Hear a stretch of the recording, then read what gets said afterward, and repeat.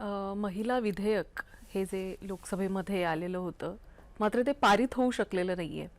तुम्हाला असं वाटतं का की डिलिमिटेशन का होईना पण याची आवश्यकता होती? महिलांना सक्षमरित्या राजकारणात आणण्यासाठी महिलांची संख्या वाढवणं आवश्यक होतं आणि हे विधेयक मंजूर न झाल्यामुळे महिला पुन्हा एकदा मागे पडल्यात का?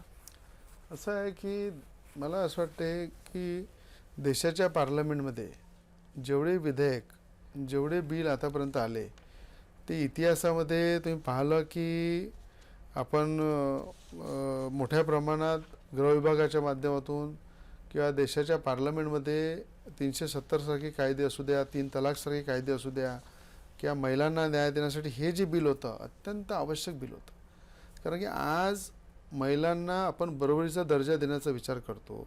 आई सावित्री, आई अहिल्यादेवी, जिजामाता, रमाई माता सगळ्यांच्या पण नावं घेतो. जर आज संविधानामध्ये बाबासाहेबांनी सगळ्यांना समान अधिकार दिलेला आहे, त्या समान अधिकारामध्ये जर महिलांना जर बरोबरीत आणायचं काम देशाचे पंतप्रधान मोदीजी करत आहे, जर महिलांना बरोबरी आणून तो अधिकार महिलांना जर पार्लमेंट, विधानभवन, विधान परिषदमध्ये, विधानभवनामध्ये, महानगरपालिका, जिल्हा परिषद सगळ्या अगर लोकतंत्रामध्ये जर त्यांना महिलांना बरोबरीचा अधिकार मिळत आहे आणि ते बिल जर त्या ठिकाणी पार्लमेंटमध्ये पेश होते आणि एकजुटीनं सगळे विरोधक त्याला विरोध करतात, तर मला असं वाटते कुठे ना कुठे महिलांवर मोठ्या प्रमाणात अन्याय झालेला आहे. महिलांच्या ताकदीला कमी करण्याचं काम काँग्रेस असो, तोलमिल काँग्रेस असो की आपल्या समाजवादी पार्टी आहे, अनेक जे पक्षांनी जे विरोध केला या पक्षांनी महिलांच्या अधिकारांवर बाधा आणण्याचं काम केलेलं आहे, महिलांना थांबवण्याचं काम केलं आहे. मला असं वाटते संविधानाचा अपमान जर झालेला आहे, संविधानाचा अवमान जर झालेला आहे, तो अवमान महिला बिलाला विरोध करून विरोधकांनी दाखवलेला आहे.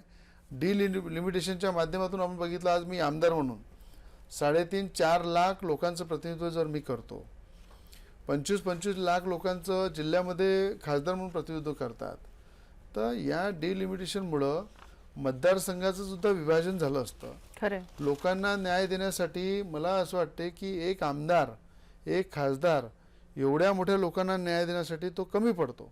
जर त्या ठिकाणी मतदारसंघाचं विभाजन जर झालं असतं, मतदारसंघाचं विभाजन झालं तर लोकांना न्याय मिळाला असता, अनेक महिलांना संधी मिळाली असती, अनेक युवकांना संधी मिळाली असती आणि पार्लमेंटच्या जे सीट वाढवलेले आहे, विधानसभेच्या सीट जे वाढत आहे त्याच्यामध्ये चांगले लोकप्रतिनिधी जे लोक अनेक 20-20, 25-25, 50-50 लोक एका विधानसभेमध्ये तिकीट मागतात, लोकसभेमध्ये तिकीट मागतात, त्यातल्या काही लोकांना संधी मिळाली असती तर आणखी प्रश्न सुटले असते, आणखी लोकांना न्याय मिळाला असता, आणखी मजबूत लोकतंत्र तयार झालं असता जर डिलिमिटेशनचे बिल पास झालं असतं.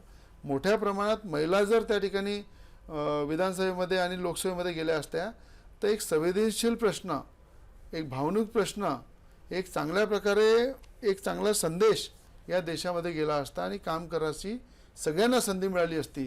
म्हणून या ठिकाणी या बिलाला विरोध करणं म्हणजे महिलांच्या अधिकारांवर बाधा आणण्याचं काम, महिलांना थांबवण्याचं काम, महिलांना खऱ्या अर्थानं त्या ठिकाणी कमी किमतीमध्ये पाहण्याचं काम हे विरोधकांनी केलेलं आहे. याचा निषेध मी स्वतः तर करायचं, प्रत्येक देशामधली प्रत्येक व्यक्तीने निषेध केलेला आहे.